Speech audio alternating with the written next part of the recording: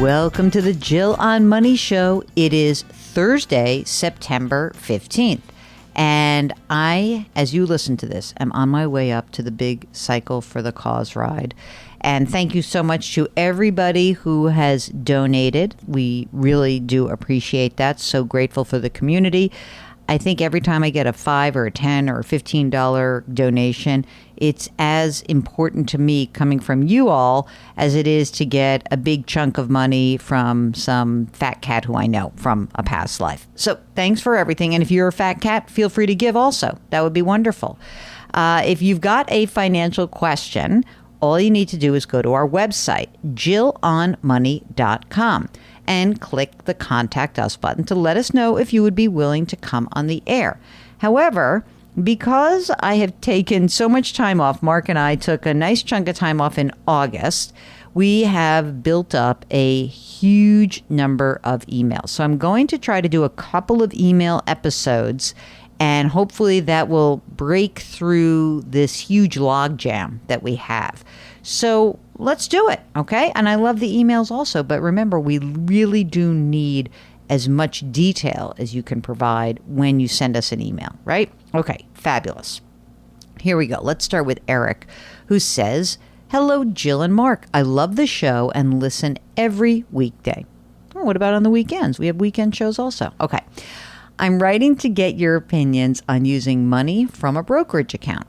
I'm 40 years old, and I currently make just over $80,000 per year. I max out my Roth IRA every year, contribute 5% with equal company match to my Roth 401k annually, and contribute about $2,000 per year to my HSA. I've got an emergency fund and what he calls an eventual expense fund and a fund money savings account." These are all good. I like these different ways of siloing your cash. Okay, Eric goes on and says, "I recently opened a brokerage account with Fidelity, which is also the same place where he has his Roth IRA. And he's been putting a little money every month in there after maxing out the Roth earlier in the summer." And he writes, "I understand the value of having money grow through a market index fund, and that's how I'm invested. But I'd like your opinion on what you would suggest I would pull money out for from the brokerage account." That's so funny. You don't really need a reason. Eric goes on, he says, "I'm strict about having rules for what my different savings vehicles could be spent on. I haven't quite figured out how I will use the brokerage account and whether I should incur the tax associated with using that money. Any insight or personal opinions would be greatly appreciated." Great to have you both back in the studio. Sorry about your mother-in-law. Oh, thanks, Eric. Well, look, I think a supplemental account could be used for a lot of different things. When it's an investment account, I think of that more as intermediate to longer term money. So one way to think about it is maybe you would need it because you were purchasing a home. And in that case, you would pay the tax that's due. Maybe it's 5 or 8 or 10 years from now, and you're ready to do something different in your life. Maybe this is financing a new business, or maybe this is a way for you to save money in the future and be able to make different choices before you fully retire. You've heard so many people call the program and ask about making changes or figuring out retirement options. And this is one of those cases where we talk about having a brokerage account and how it can facilitate a lot of different choices in your life. So I would use it for that kind of a thing, not for, necessarily a huge trip, but yeah, it should be probably something significant. That's what I think. Okay, Heidi writes that she has been investing with Edward Jones for 3 or 4 years. And she writes, "I finally reached my goal of $100,000 about 6 months ago. Now she's upset. She's lost money. She only has 94 in her account, and she wants to invest somewhere else. She has no idea where. She says, I'm 60 years old. I've got no other retirement, and I'm still raising a child." Okay. Breathe, Heidi. Because, having these arbitrary amounts, 100,000, a million, whatever it is that you've created, may not be very helpful. And I'm not saying that Edward Jones is the perfect place for you, but if you've been investing and someone's been helping you and the market then slid and that's why your value went down, That's understandable. I really want to understand more about your situation before telling you to pull the trigger and go someplace else. There's a zillion other places to go. But are you getting financial advice? Are you in funds that were aggressive because you instructed the person to be aggressive for you? All of these factors come into play in making your next decision. So can you get back in touch with us? I really would like to know a little bit more about your situation. Okay, good. Next up, of course, a retirement question, because everyone has retirement questions. Paul's subject line is, do we have enough for my wife to retire at 62? She is currently 57. I love those subject lines. It's sort of our mid-sentence almost. It's kind of like how my mother calls me, mid-sentence. She's sort of in the middle of a conversation and sort of as if I were talking to her and she just starts talking. So Paul, let me hear more about Paul. Paul says, my 401k assets are worth $1.5 million. And he's got about $100,000 in Roth. I am retired at age 62. I plan to claim Social Security at age 67, and it will be about $2,900 a month. My wife has close to $1.2 million in her 401k. Wow, got a lot of moolah. $70,000 is Roth. If she were to claim Social Security at 67, it would also be about $2,900 a month. They have, you guys have to put commas in. I can barely read this. $400,000 in cash for emergency and travel. And they've got a home worth $500,000 with no mortgage. Wow. That's a lot of money. Okay. He's going to go on Medicare at 65. We would need to bridge my wife with health care until she turns 65. I will have to take distributions soon from my 401k to cover expenses on top of my wife's salary. She saves 20% in her 401k presently. We are both invested 50-50 stocks. We need about $100,000 after taxes to support our lifestyle, and that does not include healthcare expenses. So let's think about this math, gang. So if they're getting, they're going to have $2,900 a month, right? Times 2. First of all, let me just be clear that she does not need to actually contribute any more money into her retirement account. That's fine. We've got $2,900 coming in, or $5,800 a month. We need, you said 100 without healthcare. Let's call it, I think you probably need like 10 grand a month, because the healthcare surprisingly is more expensive than you think. Not just until you get on Medicare, but I mean healthcare as a need overall in retirement. You're going to spend a bunch of money. Sorry. So you have 1.5 million. I'm just looking here. She's got 1.2. And then let's say that out of your 400, you could access 200. So 3 million, 30, 69. I think you can do it. Now, here's the thing.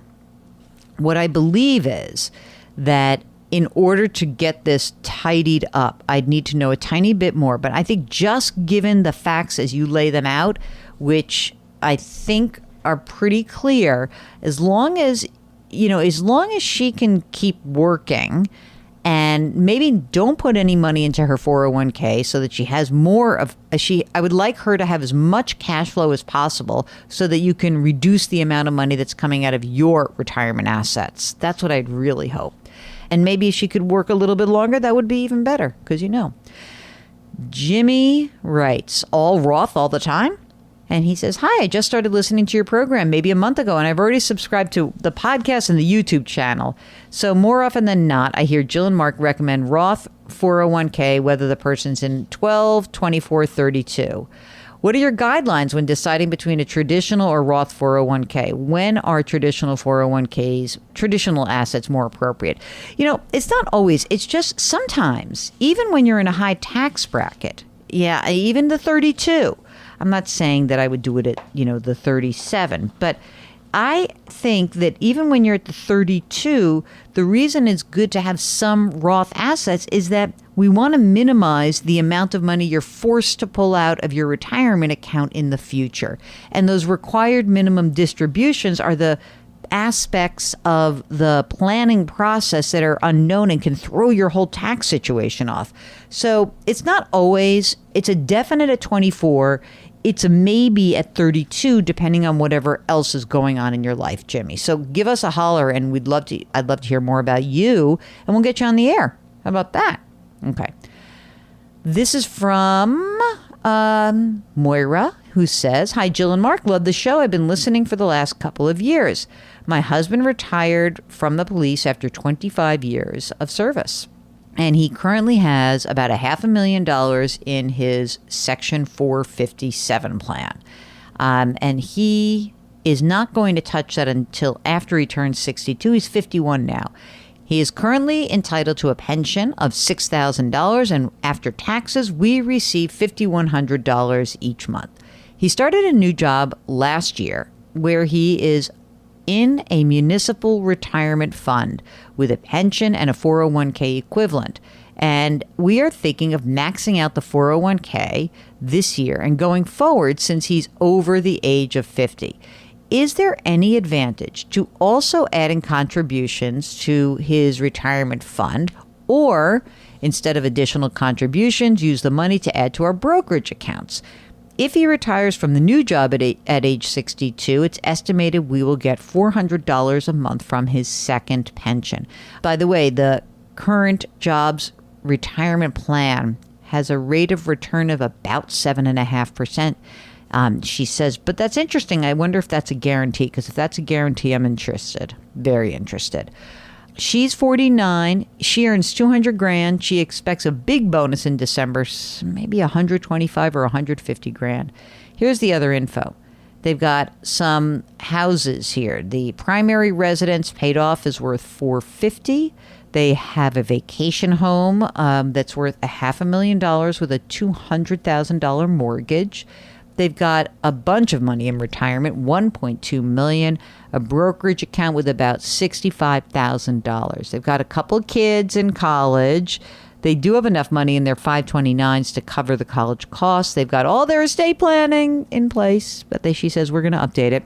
They're going to work full-time until age 62. And then she says, I plan to continue working part-time after 62 as my job can be done remotely and I need to stay busy.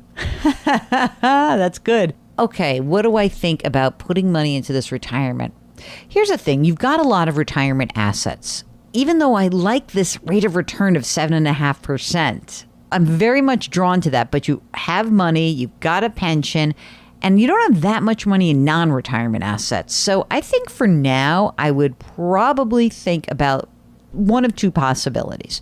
One is he could put money into his retirement fund. Again, I'm presuming that's a 7.5% guarantee. If that's a 7.5% guarantee, I'd be rocking and rolling and be excited about that. And I would do that. And I'm wondering for you what your job 401k looks like, because maybe I would rather him put money in at a 7.5% guarantee and have you put some of your money instead of you maxing out. Maybe I'd have you put money into the brokerage account. I'd like you guys to have some brokerage account money available to you before you reach that age 62. It's going to help you out a lot. Okay? All right. This looks like the last question of the day. Thanks, Mark. Dawn says, Hi, Jill and Mark. I have a question about individual stocks. In 2014, I wanted to experiment with buying stocks. I started small with 5 shares of Google and 5 shares of Amazon. Great. Then I branched out to Alibaba and Baidu. I had some ups and downs, but it wasn't a lot of money, so it was fine. Then 2020 hit, the stock market went crazy, and so did I. I was buying stocks not because I knew about the company, but because they sounded like winners. Some might call this gambling rather than investing. My portfolio exploded. She means on the upside, not the bad downside. And I thought it could never end. Well, it did end, and now I have a portfolio of losers, a couple of winners and a lot of losers. When do I say enough and take the loss? Should I sell it all at once or over the next couple of years? Or should I ride it out? Keep up the great work. Thanks, Dawn. Okay, so I don't know how much money we're talking about, but I am inclined to clean this up. And what I would do is I would start by saying, and this is how you really think about tax loss harvesting. You tally up how much you've lost, you tally up how much you've made in each of these positions. And if the losses are more than the gains, what you need to know is that you get to take $3,000 of losses against ordinary income. So if you've lost more than $3,000 this year, after you've done the winners and you've lost $3,000, you can actually use that as a deduction on your tax returns. And if you have more than $3,000, you can carry that loss forward. But generally speaking, I'm the kind of person who's like, get rid of everything, move on, go and find yourself some nice index funds. And I think that you will be quite happy that you did, truly. Okay. So that is it. That is our program for Thursday. We so appreciate you listening to us. If you have a financial question, all you need to do is go to JillOnMoney.com, click the Contact Us button, and let us know if you would be willing to come on the air live. Mark does everything else because that's how he is. He's the best. You can do so much on our website. You can sign up for our free weekly newsletter. You can subscribe to our other broadcasts or our YouTube channel. And you can also purchase the book. Well, I mean, you can purchase it. You can pre-order it is what I mean. So I would love it if you're interested. You can pre-order The Great Money Reset. Change your work, change your wealth, change your life. Check it out. 10 Bold Steps to Turn Chaos into Opportunity. It is available right now on the JillOnMoney.com website. Thank you so much for listening today. Try to lift someone up. Grit, growth, grace. We'll talk to you tomorrow.